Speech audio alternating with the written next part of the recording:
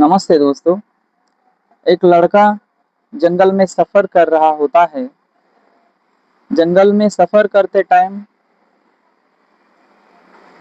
एक बाघ उसके पीछे पड़ जाता है। तो बाघ पीछे पड़ने के बाद वो लड़का बहुत ज़ोर ज़ोर से भागने लगता है। भागते भागते एक जगह पे आ जाता है। सामने दिखता है तो एक नदी रहती है। तो अभी नदी पार करना है और पीछे मुड़ के देखा तो पीछे बाघ खड़ा था। तो यहाँ पे रुक जाऊं नदी किनारे तो बाघ खा जाएगा, और अगर नदी तैर के जाऊं तो उसमें भी बहुत सारा रिस्क है। तो थोड़ी देर सोचता है। फिर नदी के बाजू में बहुत सारी लकड़ियां पड़ी होती है। वो शेर की तरफ उसकी तरफ ध्यान देते हुए धीरे धीरे 10-12 लकड़ियां जमा करके उससे एक छोटी सी नैया करता है, और उस नैया पर बैठ के धीरे धीरे उस नदी के किनारे से दूसरे नदी के किनारे तक पहुंच जाता है। लेकिन वो जब नदी पार कर रहा होता है या नैया तैयार कर रहा होता है तो उसे बहुत सारी दिक्कतें होती है। और नदी पार करते टाइम भी उसे, क्योंकि बहाव तेज होता है, तो बहुत सारी दिक्कतें होती है।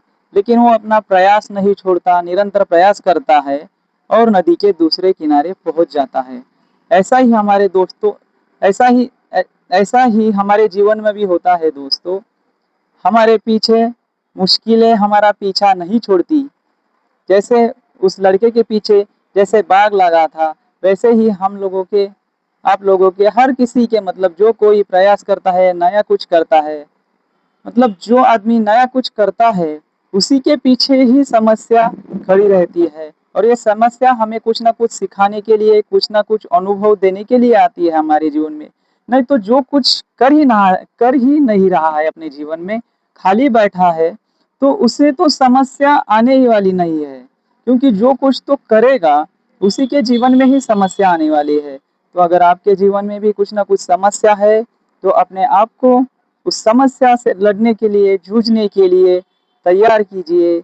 और एक ना एक दिन आपको अपनी सक्सेस, जिस क्षेत्र में भी आप काम कर रहे हो दोस्तों, अगर आप स्टूडेंट हो, आप बिजनेसमैन हो, या कंटेंट क्रिएटर हो, या जिस क्षेत्र में भी आपका किसान हो, जिस क्षेत्र में भी आप काम कर रहे हो या काम करने की कोशिश कर रहे हो, निरंतर प्रयास करते रहे।